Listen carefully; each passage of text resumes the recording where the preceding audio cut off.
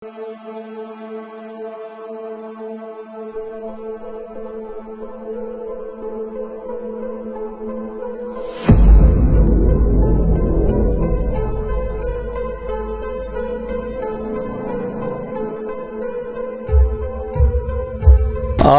کتونکو السلام علیکم. زه ستاسو قربا یوسف جان. منګه موجود یو په باجا کلی کې.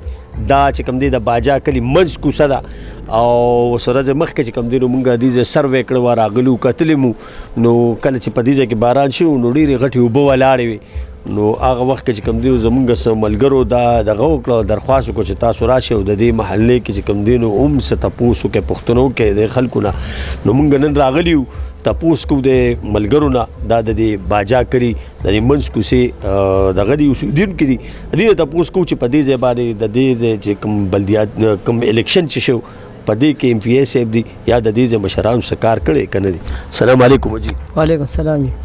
دلته خو جی کوم وخت چې د هغوی حکومت و توتي خاندي دغه نو په هغه وخت کې دا کوڅه شوې ده، د هغې نه پس زمونږ کلي هغه طرف ته چې کوم دی نو بله کوڅه ده، د هغه د دې سره 3 پیرې وشوله او دې کې چې کوم دی نو تر اوسه پورې کار نه شي. نالیم دا دي تاسو وکتلي همدغه شان پتې کله ناظم ته وایي او کله چې کوم دی ایم پی اے ته وایي او کله تحصیل ناظم ته وایي، خو یو کس هم اوسه پورې په هېڅ کار ونه کړو.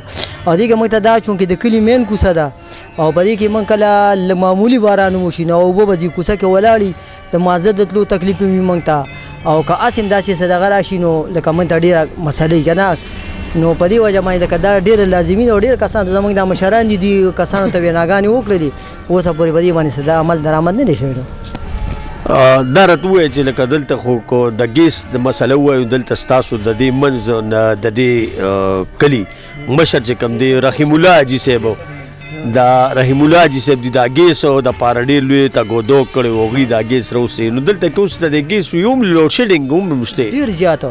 مخکې خو هغه د ګیس لوډ شیډینګ موږ اورېدو نو هغه خو به زه ویل ژمې وي یخني ده نه، چا به ویل ګیس جام شي، چا به ویل څه وشي څه وشي. اوس خو په اوړي کې راته دا دی موږ خبره دلته دغه خرځو نو کم از کم چې کوم دی نو په میاشت کې خبره 5-6 منه ورسره موږ خشاک اوسېږو.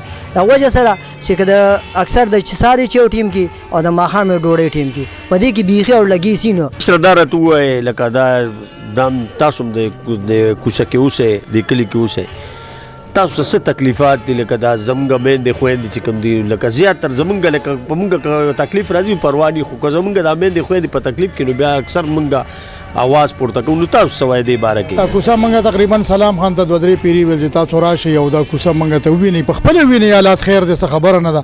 نو هغه 200 پورې لاغله تکلیف نه دی کړی. په دویم نمبر خبره دا ده چې د دې نه زموږ شاته یوه نالۍ ده جي، هغه نالۍ موږ ته ډېر باران کې تکلیف وي. کورونو والا اکثر کور کې به باران کې نه وي ولاړ، بار ولاړي چې خدای کم پل به بندېږي چې یاره دا کورونو ته اوبه راوانه وړي. خاص کر موږ ته د ډېره غټه مسله ده او اپنے تحت امداد موږ په خپله باندې دا نالۍ کال په کال باندې کوو او د دې نه دا خټې راوباسو. یو خو مین مسله دغه ده. بل دویم نمبر مسله دا ده چې د دې کوڅې مسله ده. د کوڅې موږ ته ډېر سخت تکلیف دی. دا نالۍ دي تاسو کتلی شئ جي په خپله باندې لکه مثال رغې نالۍ دي، د پخوانۍ نالۍ دي، د خټو ډکې دي.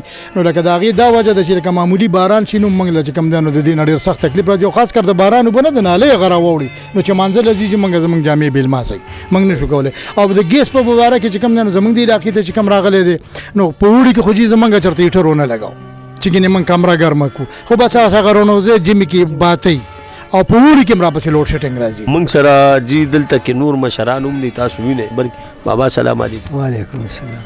د دې کلي او جی دې کلي ښه دلته کې ستاسو دا ځایونه دا پاخه شو په دې حکومت کې؟ دا پاخه شو خو چې موږ راځو جومات ته نو ډانډو کې راوایو او بس شپړې اوچتول غواړي، اوچتول غواړي، پخول غواړي. جی تاسو وینئ موږ سره د علاقې مشر رحیم الله حاجي صاحب دي هم چې کوم دی نو موجود دي. تپوس کوو د دې نه چې د ایم پی اے صاحب ته د دې خلکو دا درخواست مخکې کړی دی او که نه؟ سلام علیکم. وعلیکم السلام.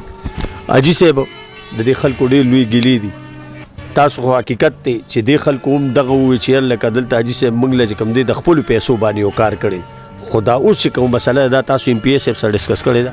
دا خو یو پیره نه ده، تقریبا چې یو کال وشو که نه، یا به میاشت به یې کمه یا به 2 کمه ځکه ضمني الیکشن و که نه. نو دا زه هغه ته هغه ما سره دا واده وکړه چې بی په لومبي پاڼ کې به تالی چې کوم دی نو دا کوڅه او دا نالۍ زه کومه.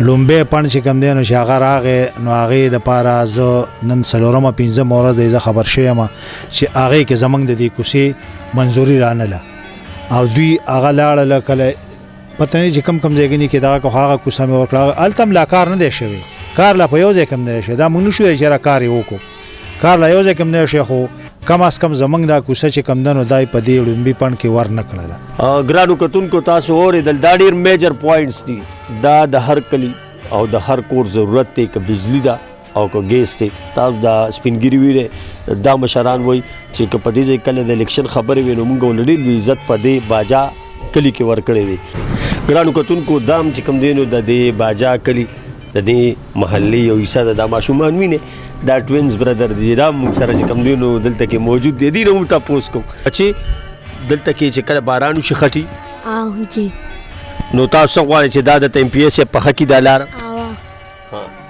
او ګیس بجلی دا اون با ګیس نه نو تاسو ته تکلیفي هم تکلیفي ها نو چاته درخواست کوي ایم پی ای ته وایي چې اردا ته صحیح کی